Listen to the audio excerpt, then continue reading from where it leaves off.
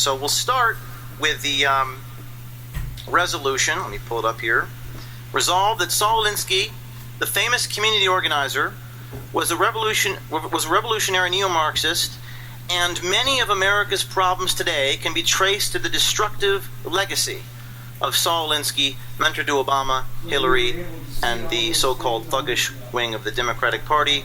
And we'll start with Dinesh D'Souza, 10 minutes for that resolution. Yes.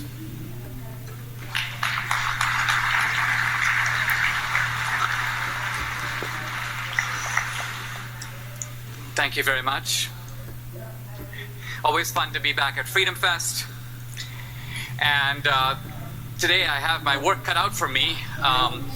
It's a very awkward topic for me to be debating because we're debating the Alinsky legacy. And right here on the podium is the son of Alinsky and also the head of the Alinsky Foundation. So I kind of feel like I'm debating the legacy of Don Corleone, and here's Michael Corleone up on the stage, as well as the chief consigliere of the Corleone family. It's a little bit awkward. I'll have to try to get over that one. At the first glance, it would seem very difficult to debate two people who are so intimately familiar with Alinsky. What could I possibly know about Alinsky that, let's say, his own son wouldn't know? But I think that if we look very much at the example of The Godfather itself, you realize that very powerful people can have one public life and a completely different private life. The Don, for example, was himself a family man, very devoted to his wife, very straight-laced in matters of sex, very devoted to his children. And so my point is that being the son does give you a certain privileged position, but you're also not going to see the man as he relates to the world. You're going to see the man as he relates to you. And it's quite possible that Alinsky was a lovely family man, a devoted father, while at the same time in public life being kind of a gangster and a crook. Now, my case on Alinsky really relies on three links in a chain, and to defeat the case you have to break one or more of those links. The first link in the chain is simply to say that common experience tells us that the Democratic Party today is completely different from the Democratic Party of, say, 50 years ago. In other words, the Democratic Party today is not the party of, let's say, Harry Truman or John F. Kennedy or even Jimmy Carter. The Democratic Party today is the party of Obama and Hillary, to a lesser degree, the party of Bernie Sanders and Elizabeth Warren. It's a different kind of party, and something or someone made it that way. Now, that's the first link in the chain. The second link is simply to say, what are the distinguishing features of this new Democratic Party? The old Democratic Party seemed to be a patriotic party, generally committed to the same goals as most of us in this room, but the difference was over the means. What to do with American prosperity, for example, how to share it. Or, yes, America should be strong in the world, but is it better for America to be more or less interventionist? These were debates about means, but agreeing on the ends. The new Democratic Party, I would say, is characterized by three new features. First, a kind of rather systematic deployment of lawlessness in public policy. And so, for example, the immigration laws say one thing, but Obama does another thing. The Defense of Marriage Act says one thing, but he does another thing. Obama, in a sense, literally sees himself as above the law. The law is a tool.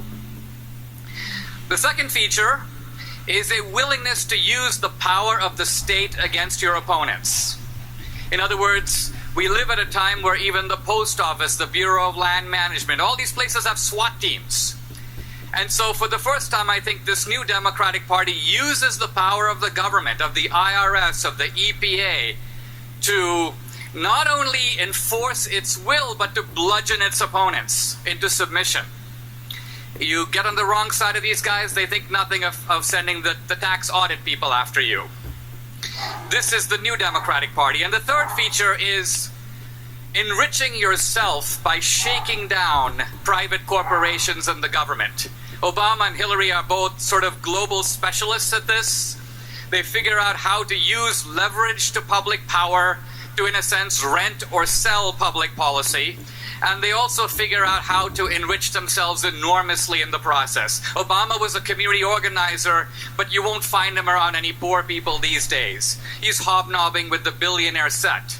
Bill and Hillary came to Washington, D.C., and despite having government jobs all their career, they have a net worth of $300 million. Even Saul Alinsky died, interestingly and tellingly enough, in Carmel by the sea. A community organizer who lives by the beach, and you may say dies to the sound of the waves. Now, this is the New Democratic Party. How to get that way? I think the simple answer is it got that way, not entirely, but largely, through the influence of one man, Saul Alinsky, and the influence he exercised independently over Obama and over Hillary. So another key link in my chain is that Hillary and Obama were both at a formative time of life shaped by Alinsky. Now, Obama never knew Alinsky, never met the man. Alinsky died in, I believe, 1972. But Obama kept going back to Chicago. Why? To study under the Alinskyites. He even became a kind of Alinskyite instructor. And so I'm suggesting that he learned his scamming techniques from the Alinsky way. Hillary met Alinsky in high school, had a close relationship with Alinsky, brought him to Wellesley College where she was a student, was later offered a job by Alinsky. And so both Obama and Hillary, I think, at a key time of life, imbibed, you might say, the Alinsky Kool-Aid. Now I want to talk a little bit about that Alinsky Kool-Aid to see if it is recognizably the force behind, the destructive force, I would say, behind the America we live in now. Most people think that to figure out Alinsky, you got to go read the Rules for Radicals, because gee, there's the dedication to Lucifer in one of the opening pages, and that tells you all you need to know. I think that that book actually tells you relatively little about Alinsky.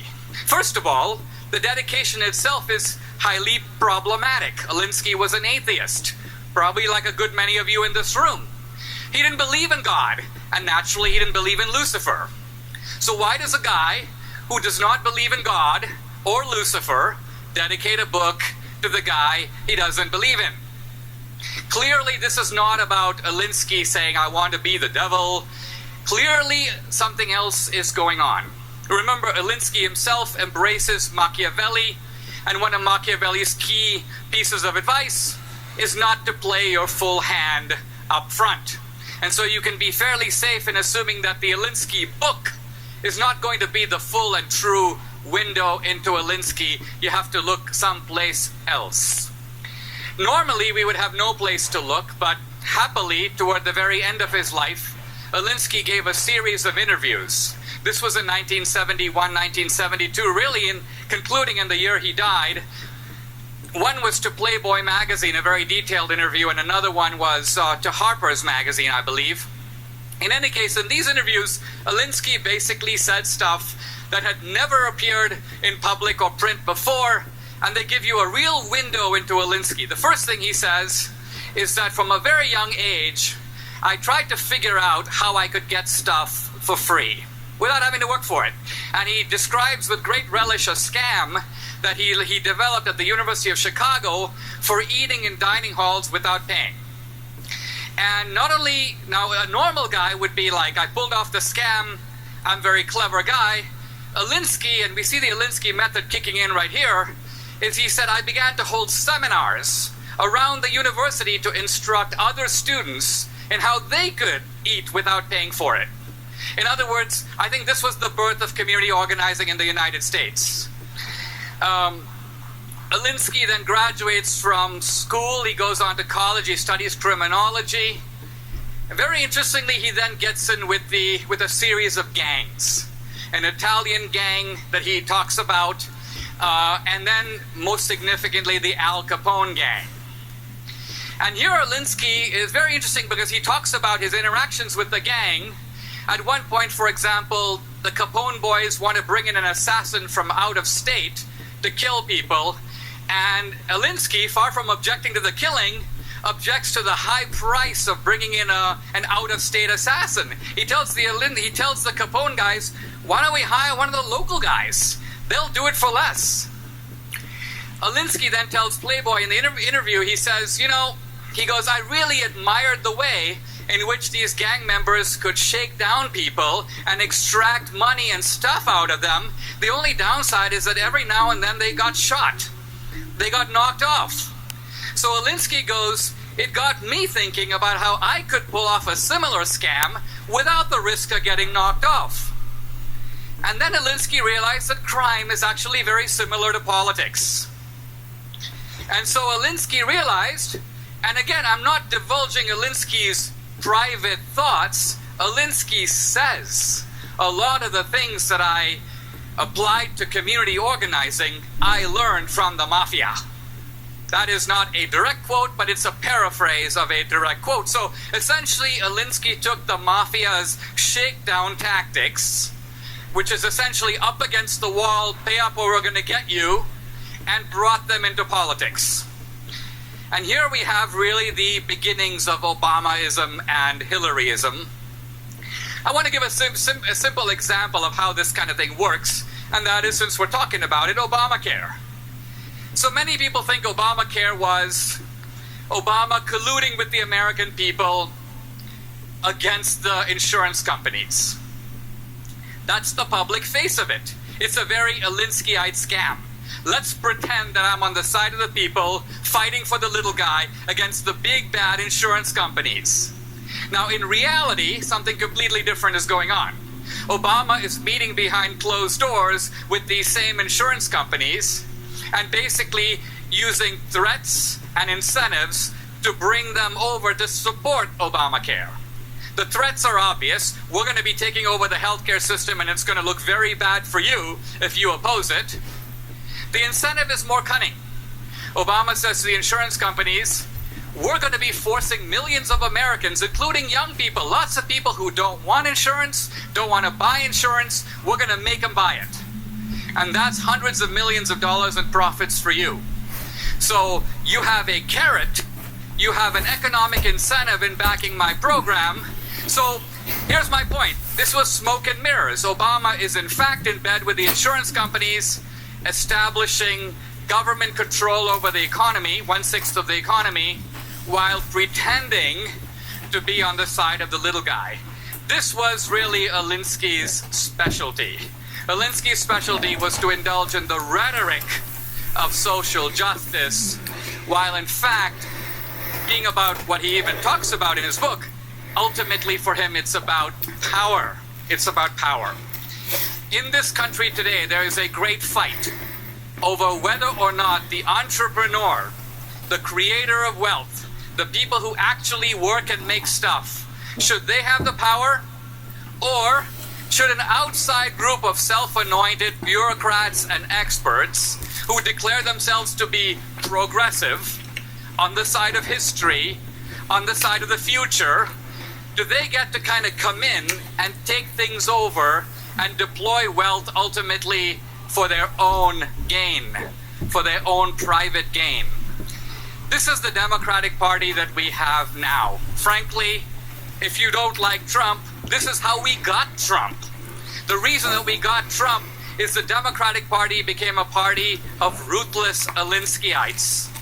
The Republican Party is a party of bespectacled gentlemen. And these gentlemen were constantly being thrown up against the wall, defenseless against the Alinskyites. And finally people said, we need to have a little bit of a big boss and a little bit of a thug and a little bit of a guy who can throw you across the room on our side for a change.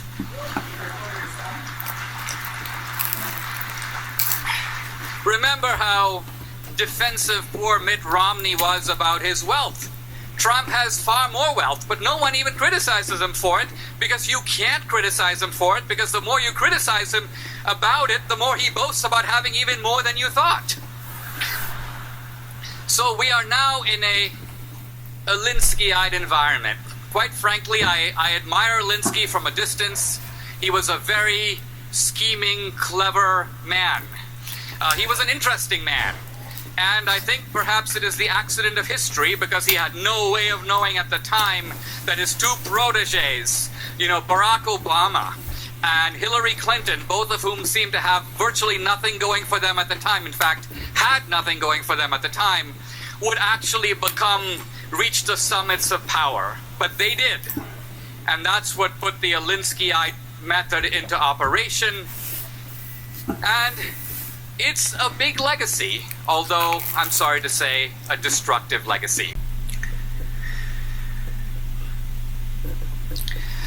Alinsky was a complex man. I think it's interesting that virtually none of what I said in my opening statement has been even really challenged by Mr. Benko or Mr. Alinsky. I guess they want to quibble about whether Alinsky was an agnostic or an atheist. Quite frankly, I'll concede on that point. He was culturally a Jew. He was not particularly religious. He said so himself. And maybe he wasn't strictly speaking an atheist. He was merely a, I don't know, agnostic. Fair enough. That's not the heart of the matter, though. The heart of the matter is it true that Alinsky really had this impact on Obama and Hillary? When we've seen a kind of weird defense of Alinsky's legacy by Mr. Benko, he seems to say that you can't call Alinsky's legacy destructive because he didn't really have a legacy at all. Neither Obama nor Hillary paid any attention to him, really. I think that's not true. It is true that Obama and Hillary developed a serious shift from Alinsky. If you will, they broke with Alinsky at the end, but they broke with him on one point and one point alone. Essentially, Alinsky was an outside man. In that sense, my mafia analogy of controlling the street through intimidation is very apt. Alinsky used the outsider shakedown technique. Obama and Hillary went one better. They said, wait a minute, we don't have to be outside threatening to bring the government to a halt, threatening to shut down a corporation. What if we run the corporation? What if we run the government? Then we can use the weapons of the state, which we otherwise wouldn't have, against our enemies. So yes, Obama and Hillary, you may say, out-Alinsky'd Alinsky. And they used state power in a way Alinsky never dreamed was even possible. That's the first point. Now, with regard to whether or not Alinsky was a leftist or a rightist, let's just put it this way. Once you start talking about the haves and the have-nots, and you treat the haves as if their success, their earnings, their created wealth is all somehow accidental. In other words, something that is merely power that rained like manna from heaven on their heads, and they are ruthlessly trying to protect it. And the have-nots as the victims of social misfortune, who now must organize and struggle to take from the haves. We are now in a straight-out Marxist class division of society between the haves and the have-nots. Let's remember that the whole of the United States was invented as an alternative to this framework. The United States was based on the idea that if you limit the size of the government, you avoid the kind of oppression that was common and systematic in feudal Europe, and you allow something kind of new in the world, which is wealth creation. People work hard, people come up with new ideas and patents and copyrights, people invent things, they create wealth. Am I a have or a have-not? Well, when I came to America with $500 in my pocket, I was most definitely a have-not. Over time, through effort, by selling books, giving speeches, making movies, I guess I'm now a member of the haves. So is Dinesh now an oppressor, whereas the old Dinesh was a wonderful potential Alinskyite? This is a kind of shallow leftist way of dividing society, never asking the question, was this wealth stolen or created in the first place? Now, to give Alinsky credit, he was a very ingenious man. and he figured out very creative ways of making his point, which essentially put the Republicans typically in a very bad light. At one time, Alinsky, for example, was approached by a group of leftists who wanted to protest the Republican Party by holding up posters saying the Republican Party is the party of the Ku Klux Klan. Now, Alinsky is a very smart guy. He would have known for sure that the Ku Klux Klan was, for almost the entirety of its history, an organized element of the Democratic Party. The progressive historian Eric Foner says, for 30 years, the Klan was the domestic terrorist arm of the Democratic Party. Alinsky knew this. But what advice does Alinsky give to these young leftists? He says, listen, don't have posters, because that's the usual leftist claptrap. He says, all of you come dressed as Klansmen. And then when the Republican speaker begins to speak, you just jump up and down and cheer wildly, so that you have created a media event that makes it sound like the Klan loves the Republicans. So here's a classic example of straight-out deception, historically invalid, in fact, the opposite of the truth, a big lie if you want to use the term of my new book. But Alinsky had this uncanny ability to realize that you could use the big lie effectively to extract concessions. Even when Alinsky would protest against private companies, he'd find out that they're sponsoring, for example, a concert, Masterpiece Theater. Alinsky would say, all right, let's pay 500 guys to go in the theater, and when the performance of classical music starts, all of us will begin to cough and fart. Why? To disrupt and destroy and ruin the performance. The company will be so embarrassed at this that they will then, behind closed doors, we don't even have to do the protest. We'll just threaten to do it, and they'll pay us off behind closed doors before the event even takes place. So, in conclusion, if you see a tone of brutality, incivility, intimidation, a smoke and mirrors, deceptive propaganda, if all of this is now the regrettable features of our culture, where on earth does it come from? We can see the nucleus of this in Rules for Radicals. Alinsky didn't just do it, he was actually proud of it. Thank you.